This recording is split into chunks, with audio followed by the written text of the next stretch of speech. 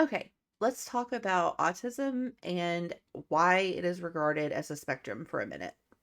It is very nuanced and it is complex. It is neurodevelopmental and it lasts for a lifetime. It can impact sensory differences, information processing, executive functioning, nervous system regulation, can cause stimming or repetitive behaviors, impact emotional regulation, or cause communication differences, just to name a few. The other thing that I want to talk about briefly is the sensory differences and the regulation cycle because this is really important. And it's a very big part of why we see meltdowns and triggering within autism or ADHD. So, the first thing to understand is that sensory processing may be hyper or hypoactive in one or more senses and plays a major role in the automatic signals such as hunger or things like thirst and other emotional responses.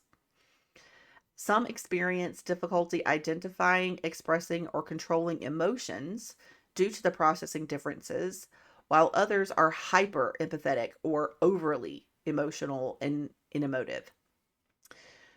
Information processing and how the brain and nervous system um, signal information may also vary for people on the spectrum.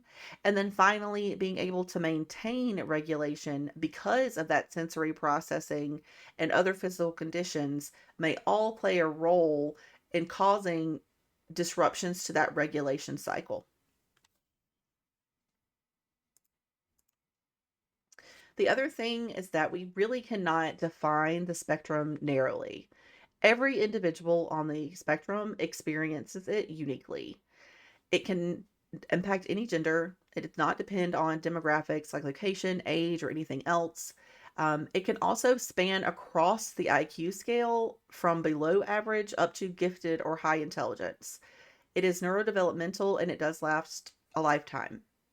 In terms of like the values, beliefs, interests, or like habits or hobbies. Some have a strong sense of justice. Some have monotropic focus or special interests. Some have learning disabilities co occurring, while others can be leading experts in their field.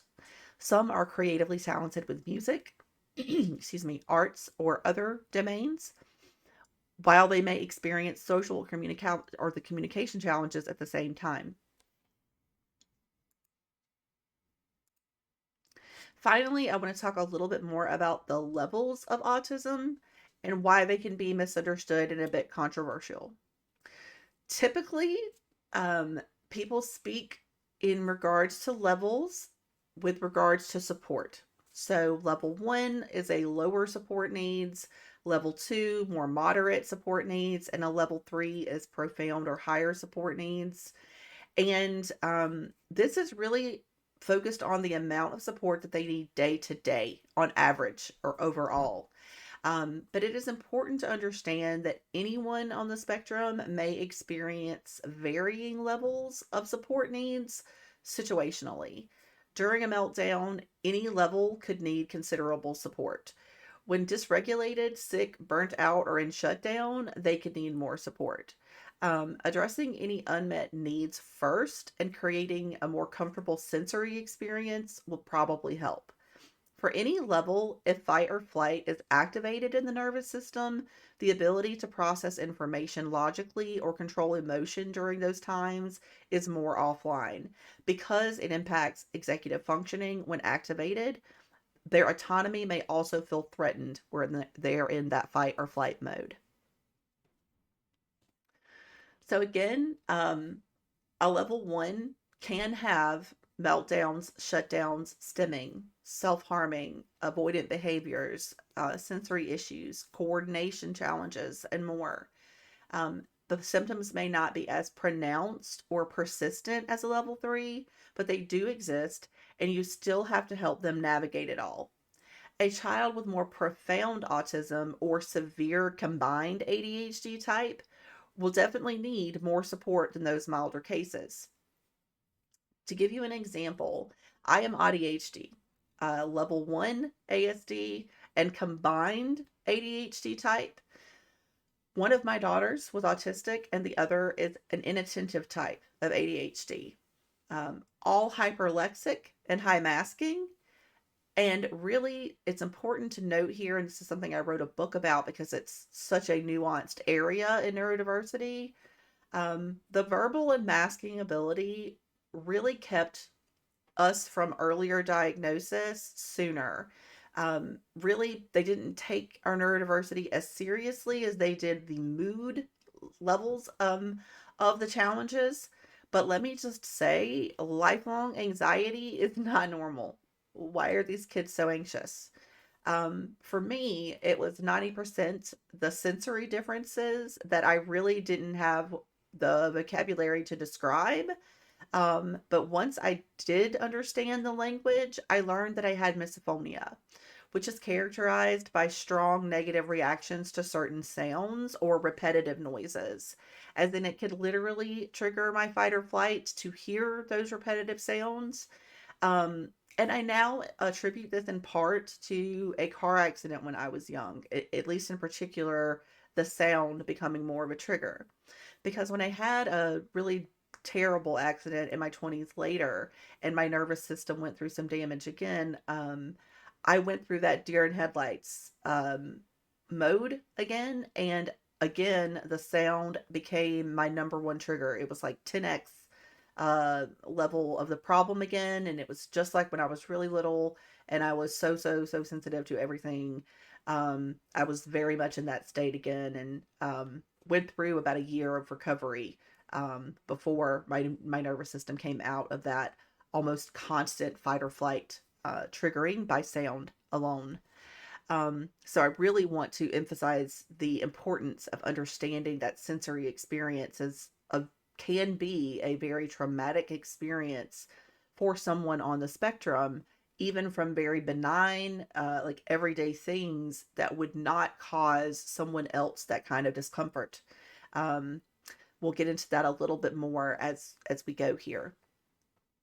One of the other things that I want to mention here is that I also realized as someone late diagnosed that it was not really anyone's fault when I was growing up, that they did not have the right language to describe what was going on with me either, or understand the right direction to send me for a diagnosis.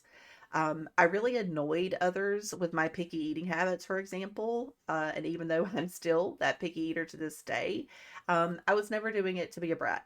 Just like other people with avoidant habits with eating and restrictive sensory processing, I was really trying to prevent myself from gagging involuntarily. It's really uncomfortable and just an awful thing for a kid to experience involuntarily. So the other thing that was really interesting is that I also learned to hide most of my stimming. I did things like pop my knuckles or sway much more moderately. Like moderation is the key to the way I began masking very young. Mostly because I was constantly being told to sit still, to slow down, to stop talking so fast, and many other things of this nature related to my movements. When I was very young, cousins joked, could you even speak if you stopped using your hands? So definitely was always being noticed for the way that I spoke and moved slightly differently or lacked coordination because I was also falling, tumbling, and getting those mystery bruises from time to time. One of the things that I really want to again stress here, though, is that a neurodivergent diagnosis has nothing to do with IQ directly. Both autism and ADHD can occur at any level on the IQ scale, but it can co occur with other learning abilities or learning disabilities that can impact their information processing or academic performance. So that can include academically challenged or gifted children.